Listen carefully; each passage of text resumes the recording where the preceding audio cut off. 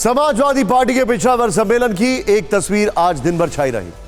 Samajwadi party के महासचिव स्वामी प्रसाद मौर्य पर एक युवक ने जूता फेंका। इसके बारे में आगे आपको बताएंगे जरूर। इसी स्टूडियो में वो मौजूद थे जब 5 एडिटर्स ने उनसे इंटरव्यू किया था। लेकिन पहले आपको बताते हैं कि ओबीसी वर्ग के लिए आखिर ये भागदौड़ मची क्यों है। यूपी में ओबीसी वोटर्स की आबादी करीब 40% है। हालांकि ओबीसी में कई जातियां आती हैं। ओबीसी में यादव करीब 11% है, कुर्मी 5%, कोयरी, मौर्य, कुशवाहा और सैनी करीब 4%, केवट, कश्यप, मल्ला और निषाद करीब 4%, अन्य ओबीसी जातियां करीब 16% है। सोचिए जरा, यूपी में ओबीसी कैटेगरी में आने वाले लोधी समुदाय की कुल आबादी करीब 4% है। उत्तर प्रदेश के 23 जिलों में लोधी वोटर्स का दबदबा है। इन 23 जिलों में लोध वोटर 5 से 10% के बीच हैं। ब्रज और पश्चिम यूपी के कई जिलों में लोधी वोटर्स निर्णायक भूमिका में हैं। बीजेपी ओबीसी वोटर्स को साधने के लिए पूरा जोर लगा रही है। इसीलिए यूपी के अलग अलग इलाकों में छोटी छोटी जातियों को अपने साथ जोड़ने की रणनीति पर काम चल रहा है।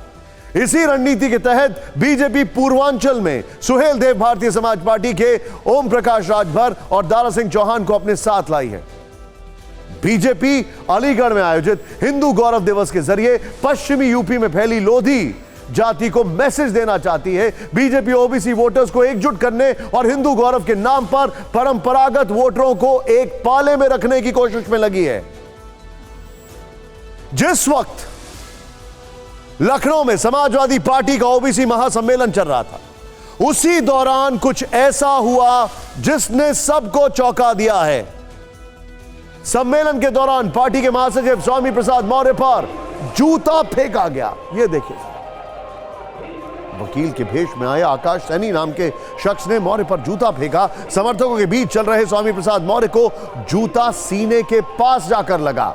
इसके बाद मौके पर मौजूद समर्थकों और पार्टी कार्यकर्ताओं ने हमलावर को पकड़ लिया। उसकी जमकर पिटाई की। पुलिस ने बीच बचाव की कोशिश की तो एसपी कार्यकर्ताओं के साथ झड़प भी हुई। बताया जाता है कि जूता फेंकने वाला शख्स स्वामी प्रसाद मौर्य के बयानों से नाराज था। अब इस घटना के बाद राजनीति शुरू हो गई है। समाजवादी पार्टी ने इसके लिए बीजेपी को जिम्मेदार ठहराया है तो कई हिंदू संगठनों के नेता आरोपी के समर्थन में उतर के आ गए।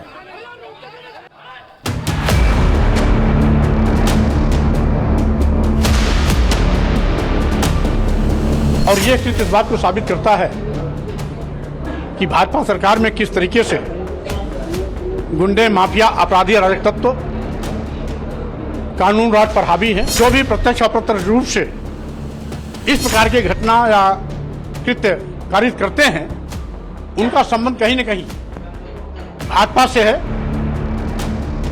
पिछड़ों के बड़े नेता,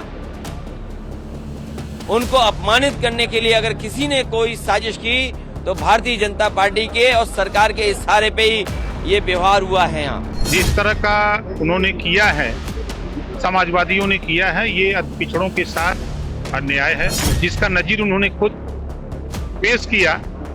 जूता चला करके समाजवादियों ने कि वही गाना फिर याद आता है कि मेरे अंगनी में तुम्हारा क्या काम है। मौर्य जी के ऊपर जूता चल रहा है।